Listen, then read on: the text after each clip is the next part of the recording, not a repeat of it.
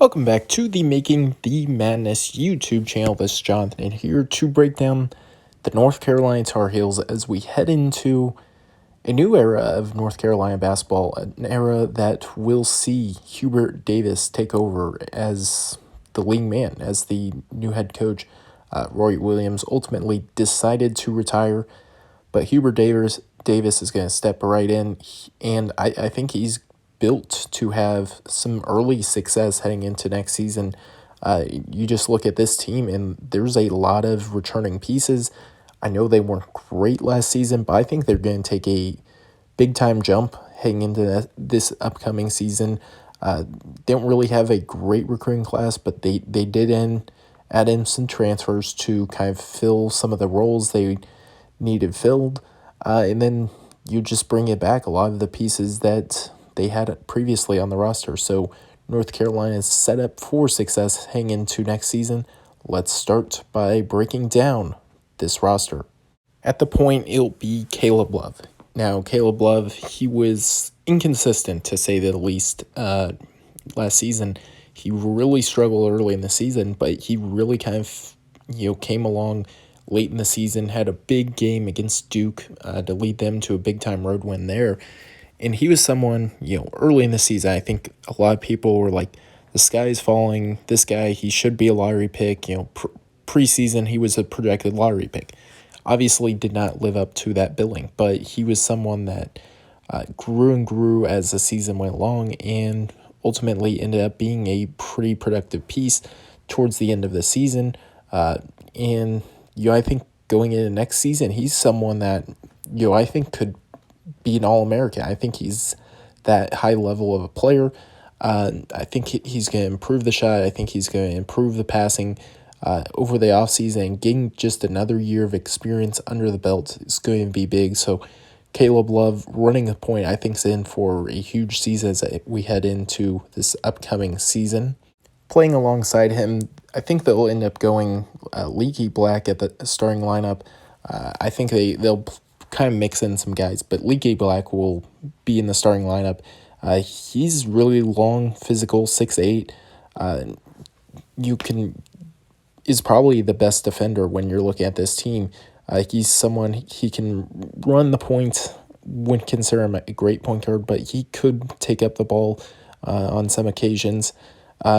He's big, he's long, he can score in the paint, he's got all the size and attributes about that. So he's someone I think going to be just another really productive piece. I think he's a very good glue guy. I kind of expect him to have kind of a bigger role, last year and this year. These past two seasons really just kind of grew into a role. He's going to score, 10 points a game. He's going to, get rebounds. He's going to be physical. He's going to defend. He's going to score in the paint. And, that's not a bad thing. Getting a role player is something you need, and I think he's a really good at that role position. So he's going to be, once again, in the starting lineup. I think maybe as a 2, probably as a 3, but he's certainly going to be there.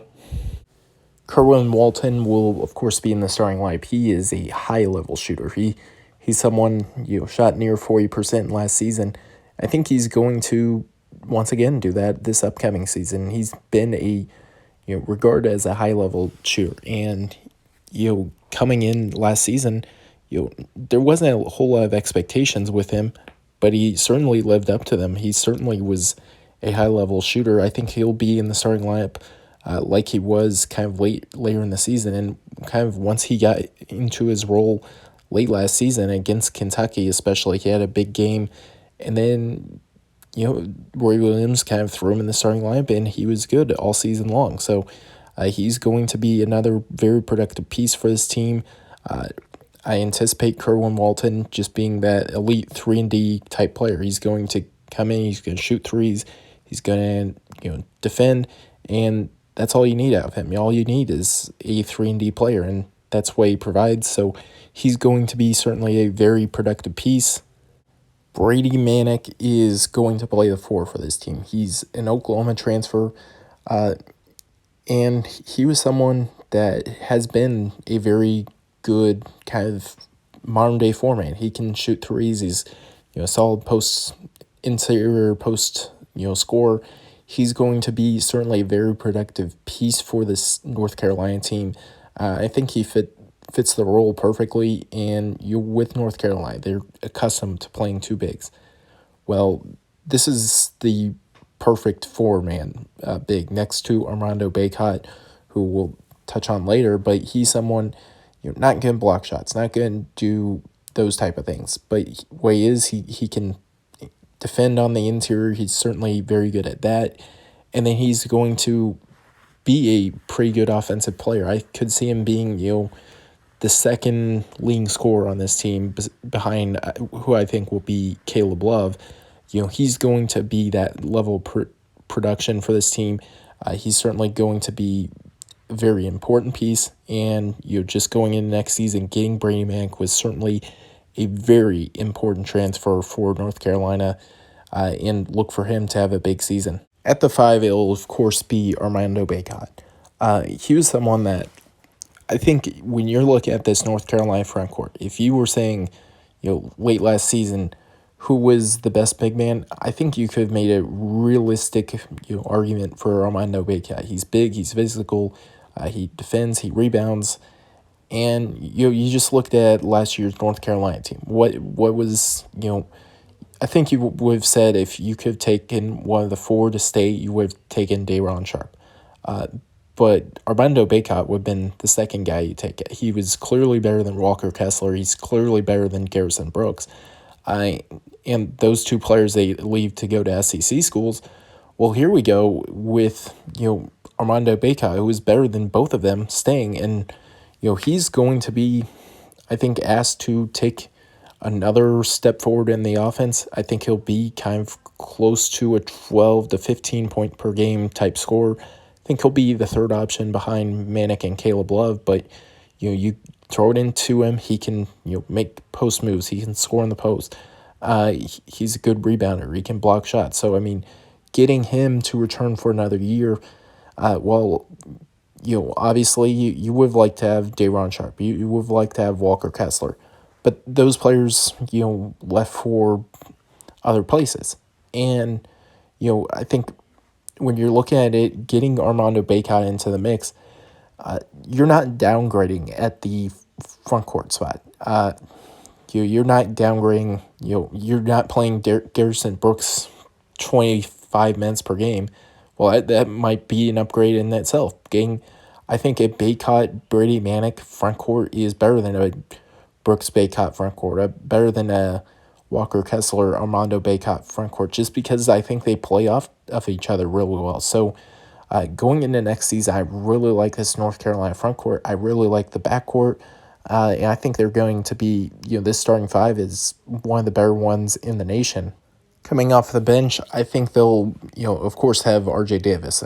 I think they could go with R.J. Davis in the starting lineup, but I think that he'll come off the bench.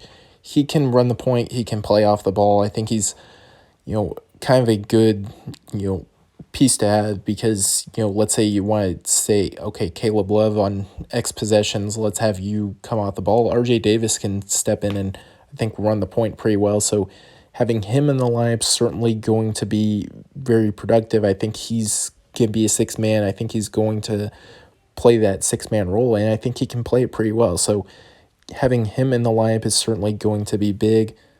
Justin Mccoy will be kind of the 7th man for this team. I think he'll be kind of the backup big man, whether it take Manek or Armando Bacot out. I don't think you'll get much more than 30 minutes out of each of them. So Justin McCoy is certainly going to be good. He'll come in off the bench, maybe play that extra 20 minutes. And, he's someone wasn't necessarily great at Virginia. I don't think he'll be great at North Carolina, but he had some size. He has some physicality that you need when you're looking at a front court. So getting Justin McCoy in the mix is certainly going to be big. They also have Anthony Harris. They have Andrew Platek. They have Puff Johnson. So, they have their, options at guard if they want to. I guess they could also go with KJ Smith, who former walk-on. They add in Dondres Styles, a 4-star recruit. They add in DeMarco Dunn, 4-star recruit. I don't think we'll get much out of either of those two players, but North Carolina certainly has a deep collection of eighth, ninth, 10th, 11th man. I think they can go very deep if they want to. I wouldn't necessarily go that deep into the bench, but we'll see what Hubert Davis ultimately decides to do. Looking ahead to this upcoming season, I think North Carolina is in for a surprise season. I would say right now, if you're having me pick an ACC regular season team, a team to win the ACC regular season title, I would pick North Carolina right now. I would pick them because Duke, for one, while they have a lot of talent, they're going to be, I think, up and down throughout the regular season.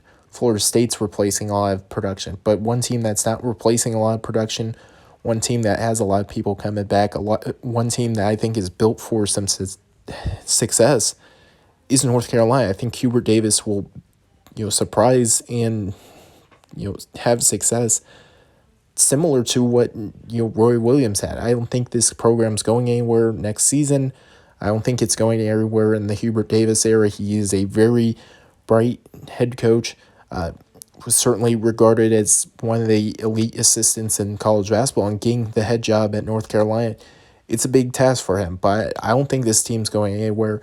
Look for North Carolina to not only have a big season next year, but I think into the future, Hubert Davis is going to lead North Carolina to, whether it's one, whether it's two.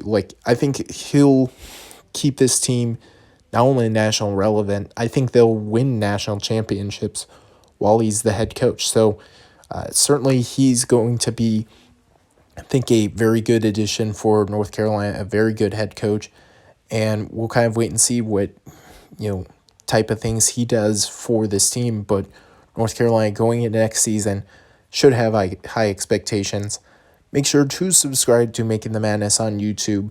We'll continue with some of these team breakdown series as we kind of go throughout the offseason. So stay tuned.